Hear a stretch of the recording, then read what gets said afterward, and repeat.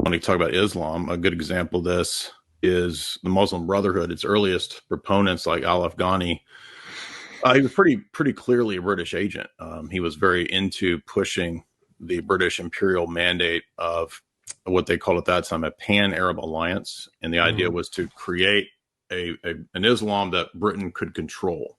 So I don't believe that like radical Islam is an invention of the British Empire. I think that Islam has always been radical, and that's a position that I think we all agree on that very much. I've learned more about. Like 10 years ago, I didn't know much about that, but I've gotten deeper into that. But I think Al-Afghani and his coterie underneath him were all very suspicious, and it makes perfect sense why the British Empire wanted to do that, and it had to do with the Ottoman Empire and the challenge that they had. And as the Ottoman Empire waned, you had the Sykes-Picot Agreement where they divide the Middle East up according to British and French plans. So the idea was if you could control Mecca and Medina, and this is why I think I mentioned this maybe you in passing on Twitter or something. Maybe it was a year or so ago. It may not have been you. I don't remember. But I said something about al-Husseini, the guy that was the Grand Mufti. That was the British imperial creation. And the reason that I said he worked for British intelligence was because even after he had gotten in trouble and fled to Germany and ended up back, I think, in the UK, he was openly working for British intelligence, MI5. And I can give you all the sources for this stuff. Now, whether that means that he was always in that capacity, I don't know. But I think he ended up being a useful agitation tool that the British eventually had a handle on. And again, that makes sense with what the British wanted to do in these regions. So I'm not saying that everybody's a spy or that everybody's controlled, but there are key figures that are, like St. John Philby. He becomes Salafi. That's a suspicious conversion. Did he really believe that stuff? Or was he just working on behalf of the British Empire? You know, T.E. Lawrence, he's gay. He goes in, he does all these operations. He helps set up, the Sauds as basically controlling Saudi Arabia. Gertrude Bell, she's another British spy. She goes in, she sets up Iraq, basically. So the Mufti Husseini, he was brought to his position under the guise of, or under the pretense or the reasoning that the Brits had to jump in and fix something because something with the succession of the next Mufti went wrong. So they appointed him to fix that, but it wasn't really a good solution. Eventually, they had to supposedly on the surface punish him for his extreme attitudes and his association with radical Islamic violence against Jews and all of that, and then they had to kick him out of there, and then he ended up becoming a friend of Mussolini and of Hitler, who then promised him that he would be Hitler's number one guy, and they would together, once they're done with the Soviets and the Brits, they would then together take out the Jews, and he would be the number one representative of the Arabs and Muslims and all that. So there's some really, really crazy stuff going on if you want to go into the... Now, my source on this is the Royal Institute for National Affairs. They have a researcher who I think is just a good geopolitical researcher. You can take issue with his politics. I don't agree with all of his politics, but it's a really important book called Secret Affairs, Britain's Collusion with Radical Islam. It's very well sourced. And his argument is that towards the end, in 1946, Husseini began to work for the British once again after all of the BFF with Himmler. Sources suggest that he was employed by the Arab News Agency, originally set up by MI6 as a front in Cairo to spread British propaganda in the region. This is what becomes Al Jazeera. So MI6 actually set up Arab News, which becomes Al Jazeera. So this is also the shady origins of the Muslim Brotherhood. Hassan al-Banna was, again, like another one of these figures who didn't seem to take Islam that seriously. He was a secular... But would you agree that it was basically like the British, it was more like, instead of playing a long game by the British, it was rather just a tool, as you just earlier mentioned, to kind of mess with the Ottoman Empire and to take it down, and then to kind of assert control in the region through these means.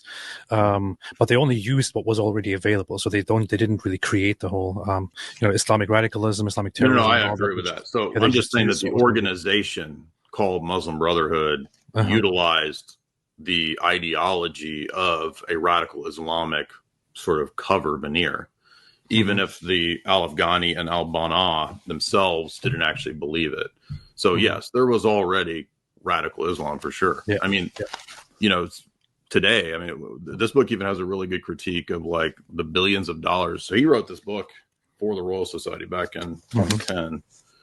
And even back then he was talking about how just Saudi Arabia, for example, has put, I think, like $50 billion up to 2010 into promoting Islam in the West. So that would include schools, radical mosques. So this is not a person pro-Islam. He's very critical of the establishment's usage and attempt to sort of steer it. But his argument at the very beginning, and it's the same argument that Dreyfus makes in his book, Devil's Game, he argues that the idea was the British Empire early on, that if you could create a Mecca and a Medina underneath British control, as the Ottomans waned, the British Empire could control Islam.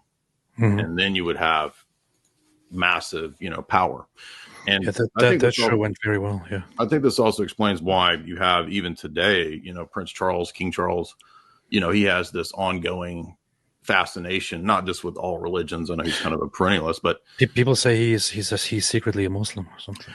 I looked into that, and all I could find was that he's been given awards from different Sufi groups and orders, and he's given money to Sufi orders, but I couldn't find any hard evidence that he actually was inducted into any Sufi orders, or he could be a secret, Muslim convert or something. But he definitely favors the perennialism of Sufism and to some degree Islam. But I'm just saying he's a reflection of this. Game of Nations, Miles Copeland. Everybody should read this because he was CIA's liaison to Egypt under Nasser and Syria under, I think, Assad's dad prior to that. But he talks a lot about how the West wanted to utilize the big T.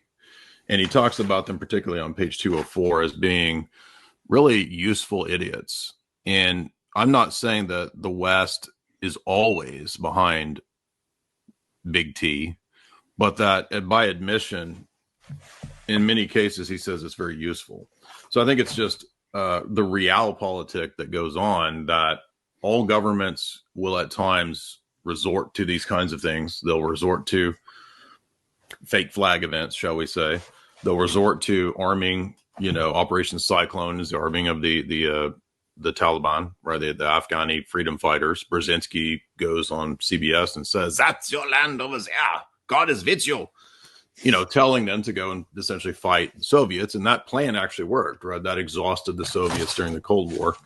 And then you had this creation of this entity, this army that the CIA and the Saudis had put billions of dollars into, that then was able to, to whatever degree we think they're allowed, or I tend to think that they were a problem allowed to be. An arc of crisis model is what Brzezinski talked about after the Cold War.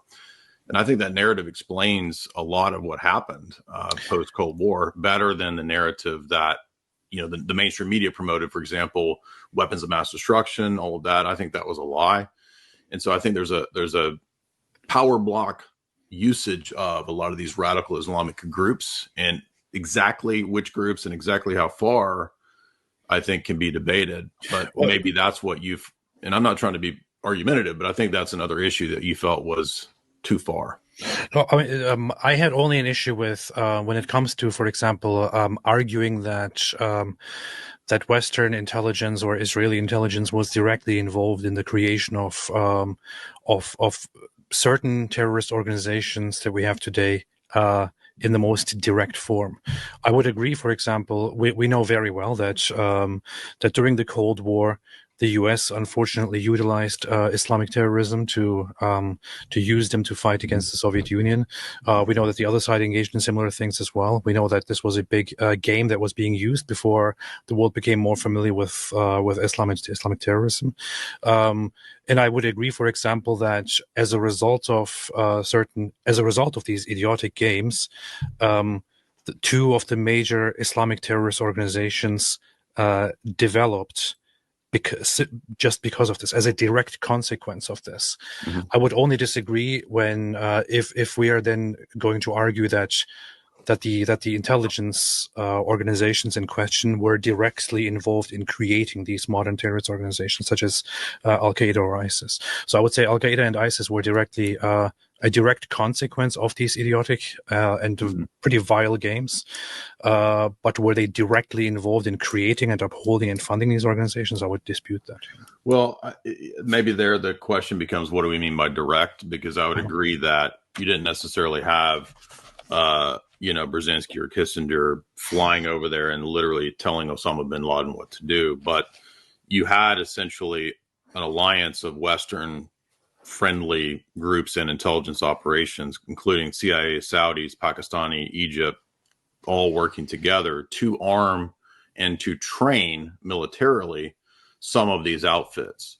So maybe bin Laden it would be too far to say, bin Laden is a CIA operative, but he's definitely somebody who had a close relationship with the CIA. And even after the Taliban had, in the 1990s, bombed the coal, they had done the Yemen bombings that bin Laden was taking credit for. You had meetings in Texas with certain oil entities like Unocal to ensure that there would be a pipeline set up. So I think that even these things that we think of as like terror events, they can actually be useful for certain military industrial complex profit motives, like the establishment of a pipeline. And you might take issue with this as well. It's fine, but you see a very similar thing with a lot of what's going on with Turkey and Syria and Russia.